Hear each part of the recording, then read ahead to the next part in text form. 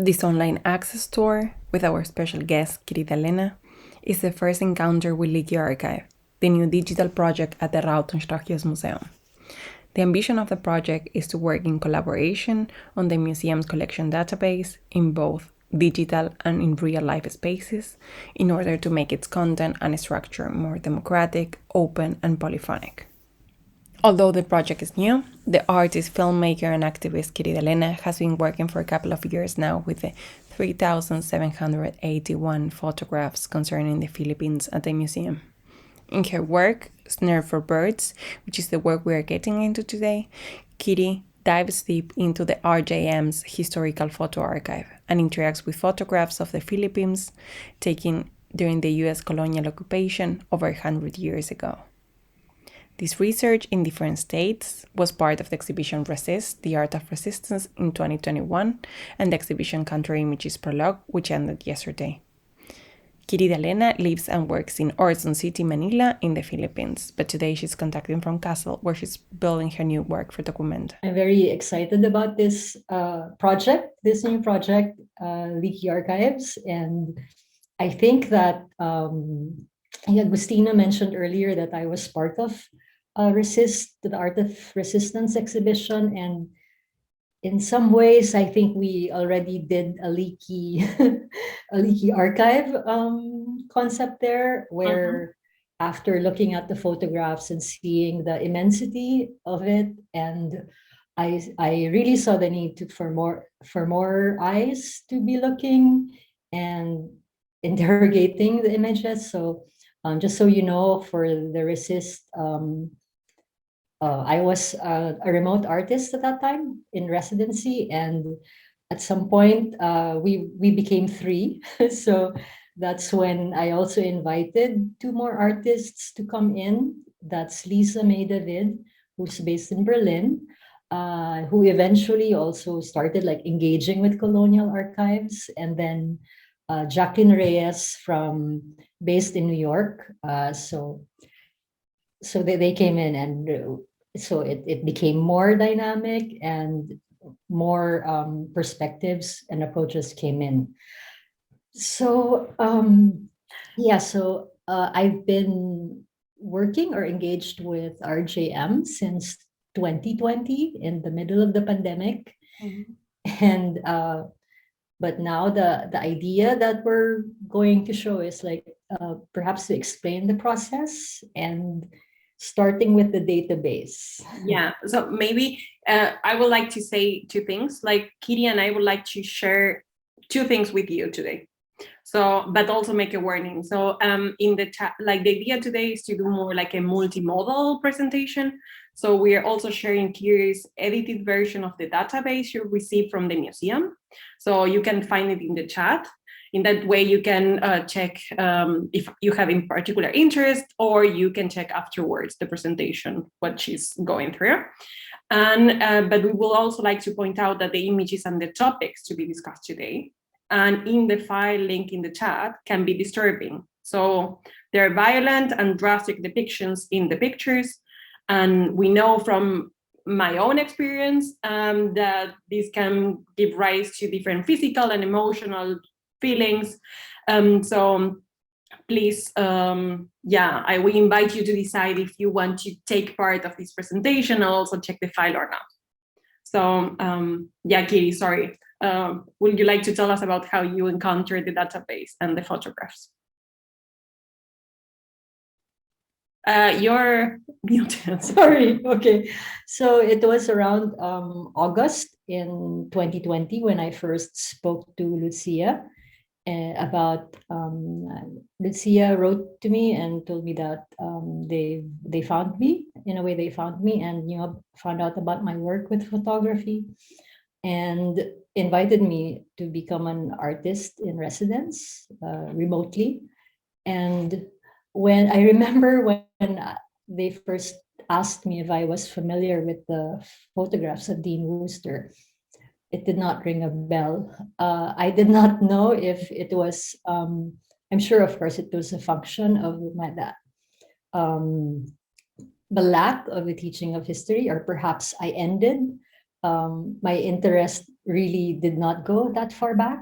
So this, or perhaps I just did not know how to pronounce or read the name Wooster properly. So this was what I first received from RJM.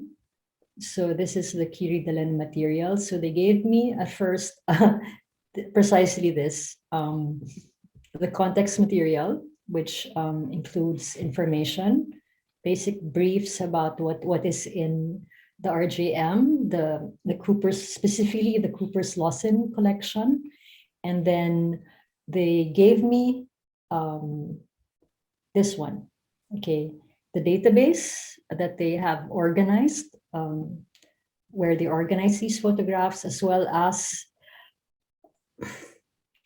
low resolution photographs, which are numbered and which you can find the descriptions in the database. So I can proceed, for example, and of course, the first thing I read in the context material, there was a lot of information. So the first book I read was Fantasy Islands, which really gave me a good introduction. But eventually you'll see how from that one book, it expanded to other readings. And I would say that I really became very interested and engaged and almost went inside a rabbit hole in this case. Yes, so this is the, yeah, perhaps I should show first what I read, because I think, Sure. so you'll see the tabs. So it started with just one tab. I didn't care to ask what this meant, but this is where the 3,781 descriptions about the photographs are organized. And then I went through the pictures several times, and simultaneously was also reading about the context of these photographs, and produced this another tab composed of 622 images, where I later on added more columns, more for the purpose of making it easier for me to navigate this volume of the volume of pictures, because even if it's 622, so I included a column for the image. Perhaps as a visual artist, this was important for me, and also created another tab where I devised my own categories, which referenced or was inspired by the readings from the books from Rodney Sullivan to Mark Rice to Benito Vergara, and tried to create my own groupings, which... Just a comment, if you're interested in the books, they're linked on Snare for Birds website as a reference. Yes, I put it there. And I remember that it was in the middle of the pandemic, and all of the libraries were still closed. It was the height of the pandemic, and it became really difficult to do research. In the Philippines, it was the Ateneo library, which was closed completely. And it became sort of like a word of mouth. I would ask other people, do they have this book? I remember it was Shell Jokno who sent one book, Bandoleros, and then started to recommend from Bandoleros. I found other books that were in the references, and then Exemplar of Americanism by Rodney Sullivan I found in an online bookshop. So this one. Mm-hmm. So just to show you, so these are the threads that I thought I was interested in looking at. So the photographs of Filipinos, of the American colonizers, which peppered, of course, all throughout the collection. They would have they would post beside the Filipinos, and then, okay, white balance. Okay, the white square for the white balance levels. And then United Filipino People, just to give you examples of how my mind was working. At that time, the Americans were alleged that, you know, there is no United Filipino People. So I thought of possibly taking the different full body images, photographs of the Filipinos, and possibly collaging them into one united photograph. So that was one thread that I thought of. And of course, the nudes, which I eventually created a series of photographs about these nudes. But if you see, there's a later on, I'll explain that I started with the Manila Women, and something akin to resistance. So it was a challenge posed by Benito Vergara in Displaying Filipinos, or maybe my description is how he lamented that the absence of resistance in these photographs of the Filipinos, and I empathize with this lamentation, and I thought that perhaps we could convey it. This was the intervention that I could do, like sort of find or restore this, convey this resistance, which was not apparent in the photographs. So later on, I can show you some of my my attempts to do this. So for the photographs I initially placed in this category, it was of portraits of the subjects looking intensely, and sometimes with an appearance of anger at the photographer. And then, okay, United Filipino People. So there's the writings, and there are lots of nudes. Yes, there's so many nudes, and the series.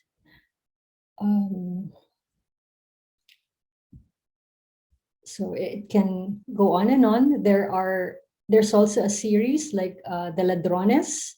The Ladrones series, where I would single out the photographs where the men are categorized as criminals or thieves or ladron, and that's where, or insurgents, and that's where Cornelia Felizardo comes in.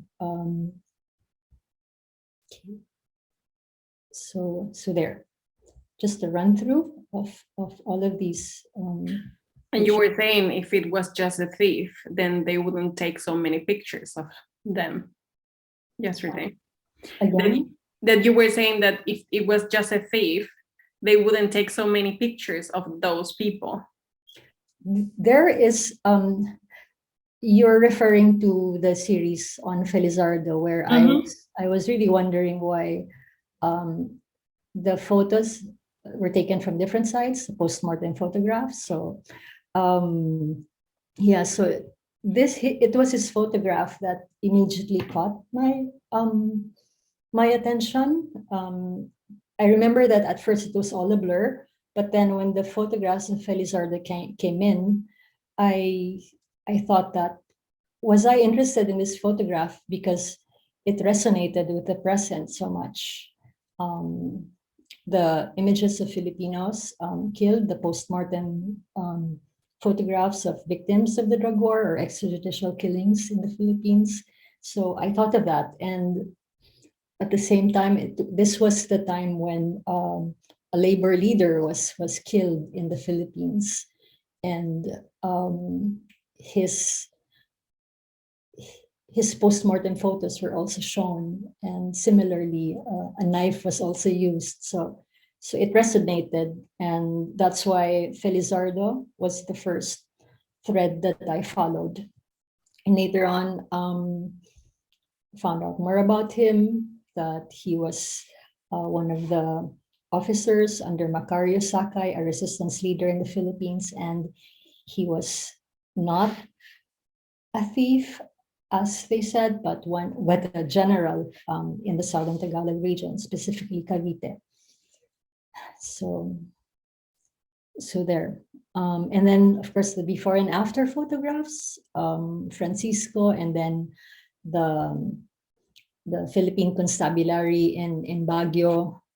So those are the threads that I was really engaged with, possibly again because it resonated with the present situation of the police, and I realized that the collection held the first images of how the Americans created the Philippine Constabulary, which is the predecessor of our present Philippine National Police.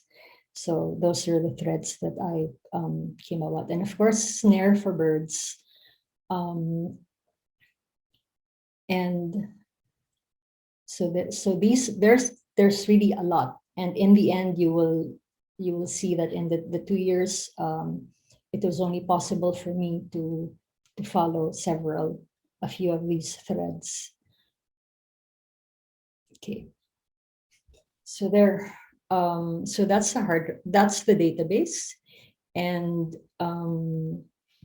then perhaps I can show you the photographs. In 2020 until 2021, there was no fixed or strict output that was demanded of me as a remote artist in residence, but we decided to come up with a website. So for greater access, and this website, it's still live, Snare for Birds, and it's shared by me, Lisa, and Jacqueline. But for the first 2 years, I believe that I tried to write more than like intervene directly in the pictures, and that's why I think that this was the first time that perhaps it was because I was locked in during the pandemic, that I also had a chance to really read and read with anger and about it. So, but these are the okay. Yeah, perhaps I can share how from one book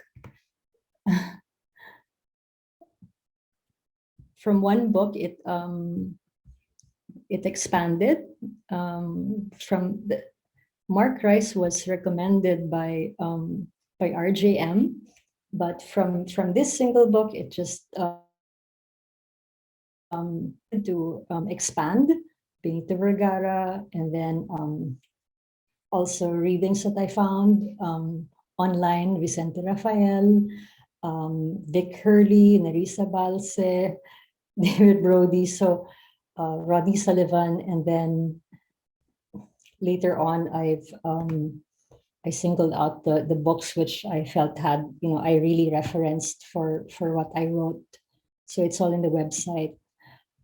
But if I show you the themes, something akin to resistance. So the cover of Fantasy Islands is used, Rice used the same image for the cover of his book. I'll open this, specifically this frame.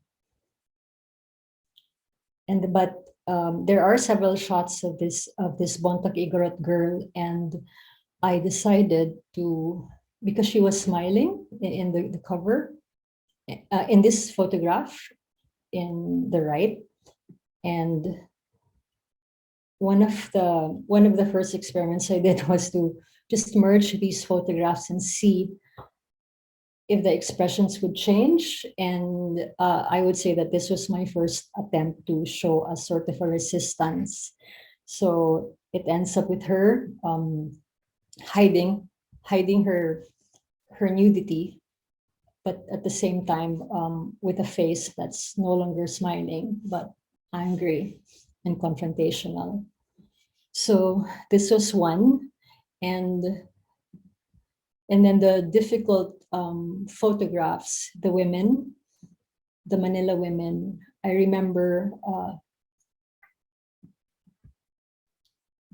So I'm already showing you the edited photographs. So this is, for example, one of the early studies of a woman in Manila, a seated woman. She's so these are the photographs that really angered me, and rightfully so. That this is, I also understand why in a lot of the references I read, they just wrote about these photographs. And for example, this is a woman, and she's shown. There are 3 photographs of her, so seated, fully clothed, and then the second one, she's now nude, and then the third one is with her back to the camera. So this one is another early attempt as well to try to understand, like, how do you show this visually, these violent photographs. And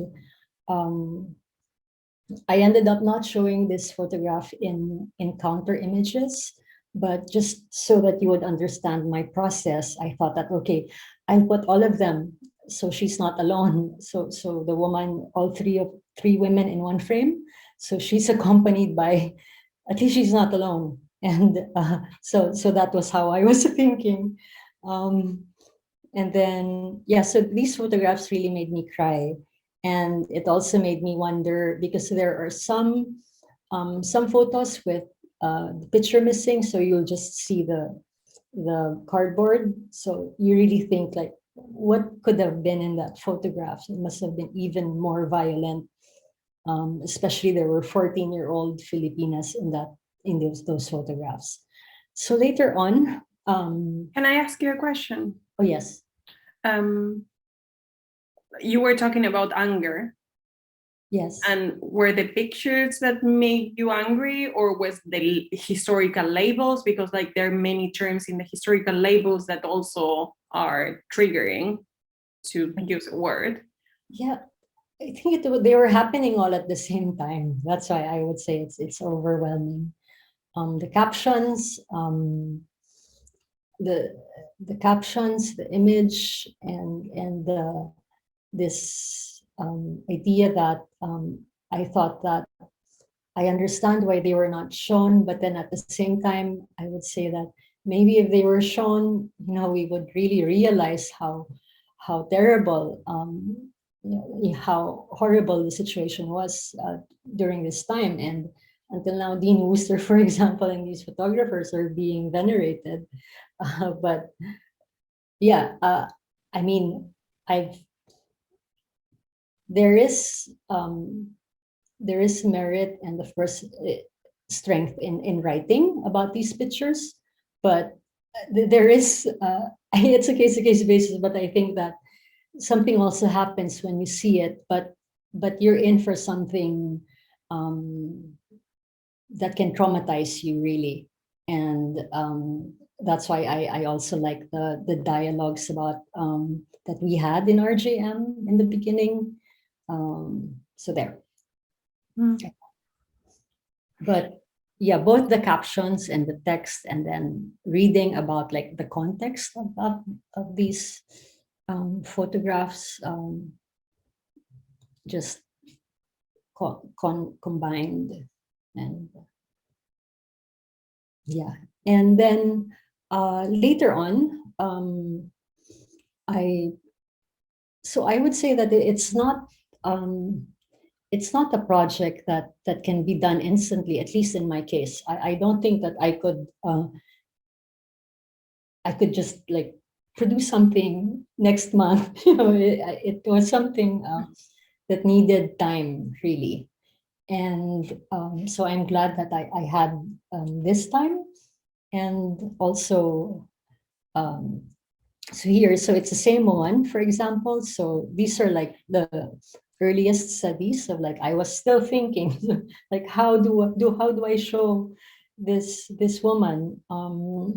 So I just put ink on her, for example, and then later on her nudity, like trying to cover, and then another one, like put ink again, and then also put marks across.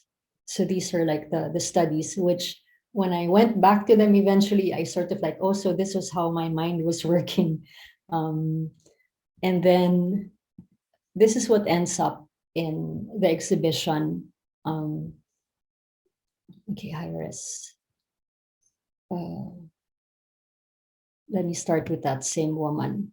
So I end up with these photographs. So I don't know if it expresses it became very subtle, but I thought that I decided in the end, like not to show the nude one, but showed the photograph of the woman when she was still clothed, and then painted her clothes black to convey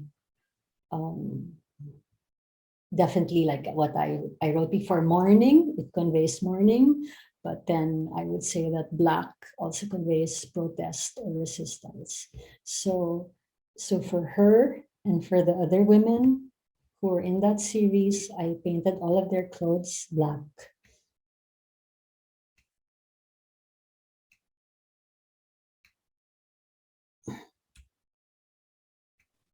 And you presented them also together.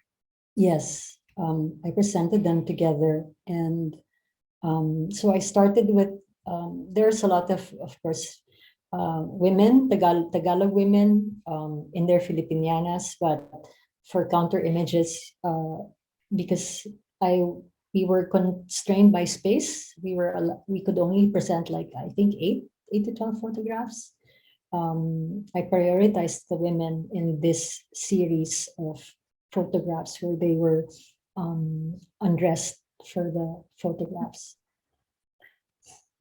It's interesting for me that you were talking about like she was alone, she was naked, and then first you overlap her like 3 times, and now you're showing all of them together as a sort of like communal resistance, communal mourning in a sense. Am I reading that okay? I don't know, correctly? Yeah, maybe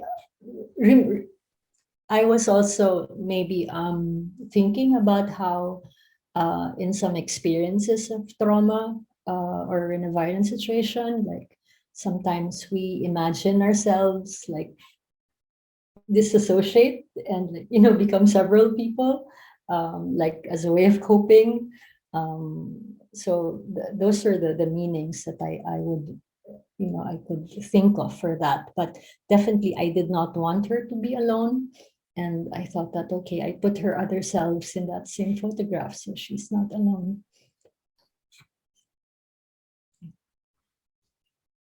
So that's the women in black, and I thought that if an intervention can possibly continue, perhaps in the future, I can paint the other clothes of the women in Filipiniana black. So there. Now I can maybe go to strike through. Okay. I couldn't find the final photographs for strike through, so I'll just show you the studies. So for counter images, I showed a few, I think only 12 or 8 photographs, Caro, but there was a huge volume of photographs that I tried to work with. So here, so you'll see them in their various, and then this is one of the early iterations of the strike through.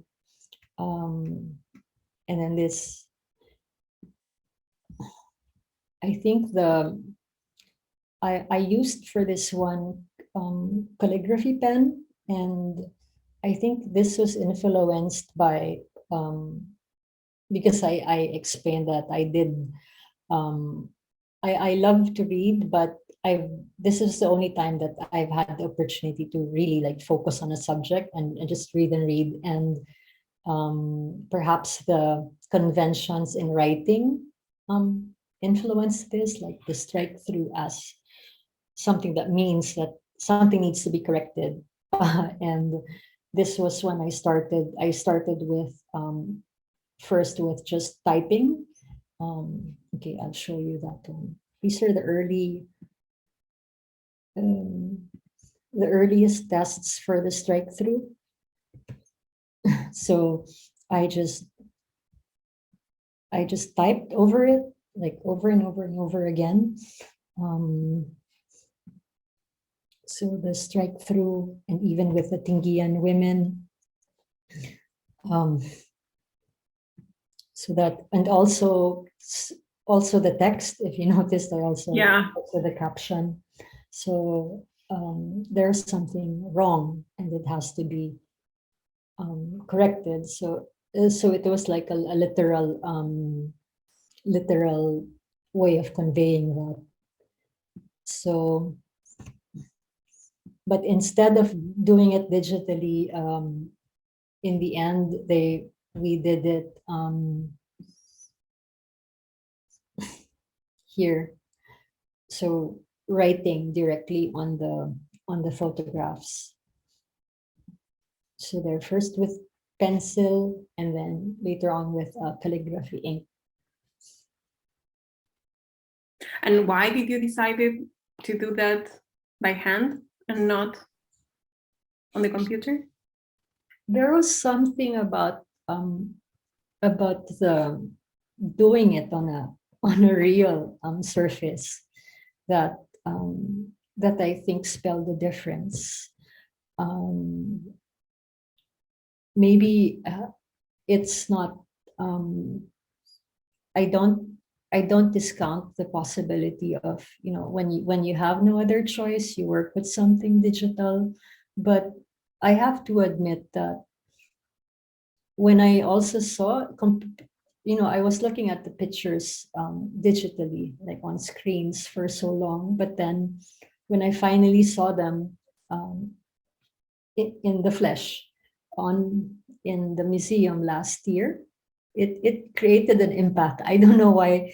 There was something about the physicality of the photographs and seeing where they were kept that created an impact. And because of course I could not do that to the originals, I had them printed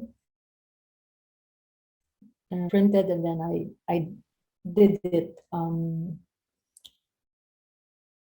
There's something about doing something tactile, like really I guess it makes you feel it more. Yeah, so there. Like an embodied experience. Yes, I think that's what it means. It's like you feel like you're really destroying something when you use your hand or you work on paper. There.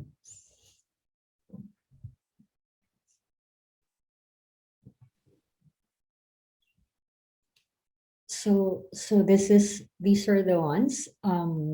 There are more of this, but I was not able to find it in my hard drive at the moment. Yeah, but there. So what else can I show you? There's, of course, I called the website or the project Snare for Birds, but that also comes from, of course, comes from the background of Dean Wooster. As you know, when he first came here, he was with a team of zoologists, and their research was on ornithology. So I was so happy as well that this was not taught in our history classes, but I am ashamed to say that it was only during this time that I understood where Aves de Rapina, a popular protest image in the Philippines, like where it so this was one thread that I really tried to follow, Aves de Rapina, coming from an editorial that came out in 1908, where the Filipino let me see. Okay, I can't open. The Filipino nationalists wrote about the bird of prey, and this created this compelled Dean Worcester to file a complaint because he believed that they were referring to him. And I wanted to, there was one thread that I wanted to follow very much, because later on I found out that a bird was, a species of bird was named after Dean Worcester. So this specific bird, and it has never been photographed, and it was thought to be extinct. But at some point in 2006, I forget, I'm not certain about the exact year. In 2006, there was a documentary shown on television where by Howie Severino, a journalist, and it was about bird trappers in the Philippines. And the last image was of this bird. This bird was captured, was trapped, and then it was sold to the market for, I think, 20 pesos and turned into a popular Filipino dish like adobo. And then later on, when the ornithologists were looking at these photographs, they realized, oh, this is the long lost Worcester. So this was the bird that was named after Dean Worcester. So so they realized that it wasn't extinct, but then possibly the only one that existed could have been eaten, like sold for 20 pesos and eaten, turned into adobo. So I'm just not good a writer, but I wanted to do an entry about this, about a large bird of prey being eaten as adobo by Filipinos later on. So yeah, that was one thread. And I talked about Felizardo, for example, Cornelio Felizardo. I end up writing more about him than really delving on his photograph. But I even end up like asking Dr. Raquel Fortun, one of the best forensic pathologists who helps us on human rights cases, to look at these photographs, and added it in the website. Yeah, and constabulary soldiers, again, similar to the Francisco. Okay, Francisco is the most one of the most iconic or published images of usually in the covers of books. If you want to represent the photography from that period, Francisco will come along. But yeah, I was trying to just look at the reordering, because in the original, Dean Worcester loves to do sequences. And in the original sequence, for example, it starts with Francisco here, like his transformation from a native to a civilized man. So I just tried to do layouts where I reversed it. So from a uniformed Philippine constabulary, and then there. So just changing shifting the number line from, from progression, this idea of progression is from when you become uniformed, which, or clothed and civilized, which is the opposite of what they were doing to the women. Because with the women series, they were from being fully clothed, they would shoot a series of the women becoming nude. So you also see this this inconsistency, and which really debunks, their premise about civilization or their intentions to the Philippines. So they did not just do that to the women in Manila. You would see this in the Cordilleras in the north, where the women would first come in wearing shirts over their skirts, and then the next photograph you would see them, they were made to take off their shirts and pose in provocative Western poses. Yes, but this is one. I really think I'm a visual artist, and I have a lot of these ideas that I could not put into writing. At some point, I really wanted to try to work with writers, but yeah, I'm explaining this, why I did this, like changing the sequence or the order, in defiance of how they tried to put this order or sequence to Filipinos. Yeah, so if you have questions,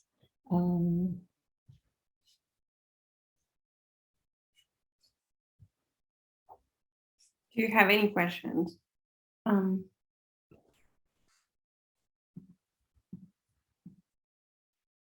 You can just talk. okay, so these are also photographs. I became very interested in the Philippine history of the Philippine constabulary. It's here. So, for example, in my references, you would see. I don't know when I'll be able to use it, but quotes from the transcripts, which struck me, and the exchange between Aguinaldo and the differences in the narrative, and then these are the transcripts from books.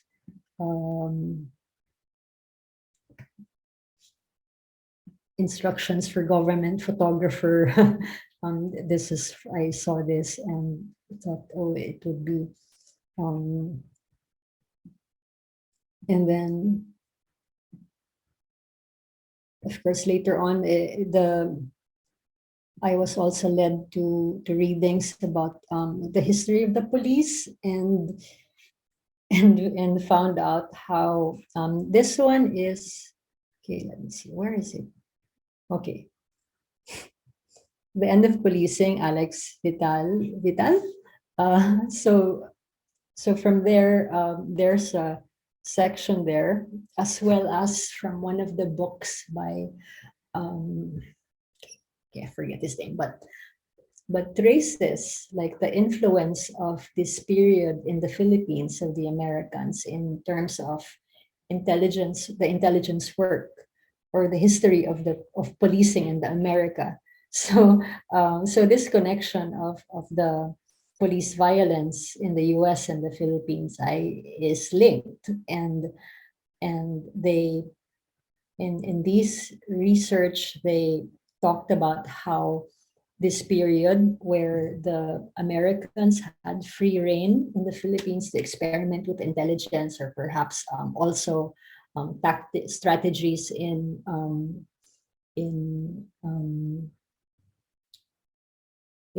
doing harm. It influenced how they established as well or developed the police in America. So from here, I'm so bad with remembering words, but they were one of the last books that I read. There's a question in the chat. I don't really understand it, but maybe you can check it. Okay.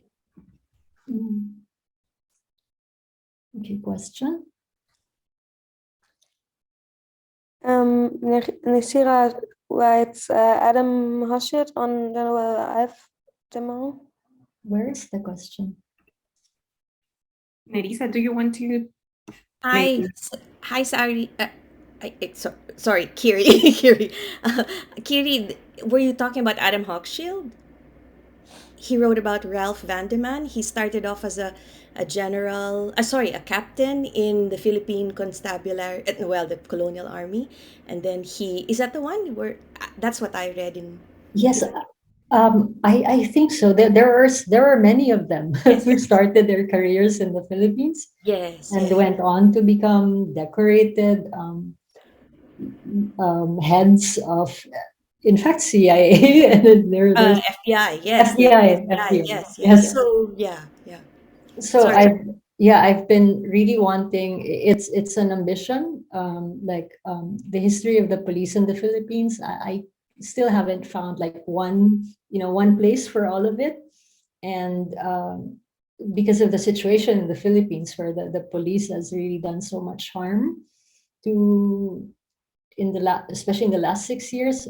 I've been really wanting to have more talks about this, and I thought that these photographs are like literally shows like the formation and the roots to the U.S. colonization. But yes, it was that Nerissa. Yeah. Hi. Hi. It's a beautiful and very radical point, Kiri. I think that making a point about the Philippine Constabulary, the abolitionists or the the scholars who are against the prison industrial complex here in the U.S. Abolitionists are arguing that the police are death-making institutions. And so it's very powerful what you're doing. You're actually looking at the archive of the death-making institution, which is the Philippine Constabulary, and then you're linking it to your work in KARAPATAN and RESBAK, your work with groups on human rights, the EJK victims who are denied human rights. So it's very powerful. So I'm just very excited about your project. That's all I wanted to say.